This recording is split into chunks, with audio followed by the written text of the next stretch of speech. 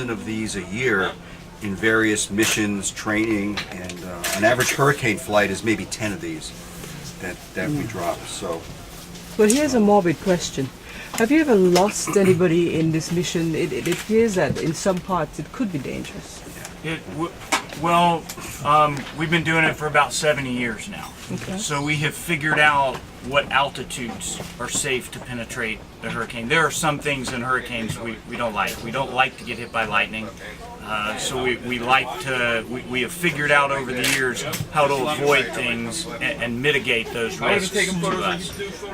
Years ago, in the early 70s, with an earlier version of this airplane, an airplane did not return from a hurricane mission. Nowadays, when we're out there, we're in constant communication with the National Hurricane Center. Back then, that was not the case.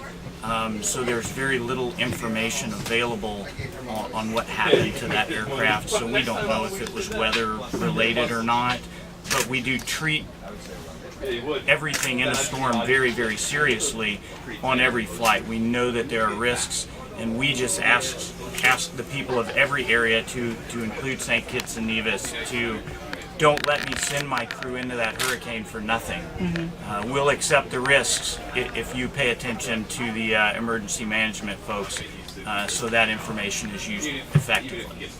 Talking about risk, how about the insurance policy? Who takes Our spouses keep all of those up to date. an interesting thing that I think I heard someone mention, we fly throughout the Atlantic, Caribbean, Eastern and Central Pacific, so we have a very large area that we're responsible to provide this information for the various nations and so forth. The way you help us is by allowing us to overfly very close to your territory, which allows us to collect the important information when a storm is very close to you, and we have a very good relationship with all the nations in the Caribbean.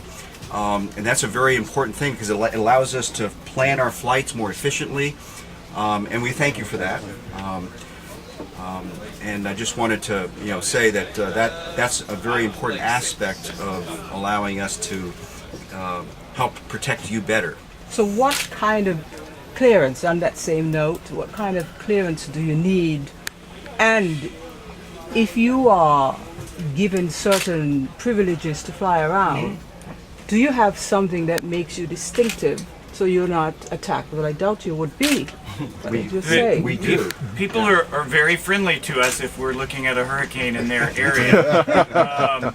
But we do go through our State Department and speak to the equivalent departments in other countries and get advance permission to fly over and around those other nations. In a lot of cases, particularly in this area, we're just automatically allowed to do it. They've worked it out in advance. They know who we are, and they let us come.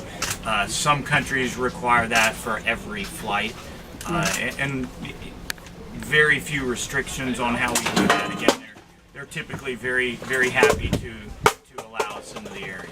So I take it you're not ever mistaken for hostile enemies? No, ma'am. We're very careful to make sure of that fact. But then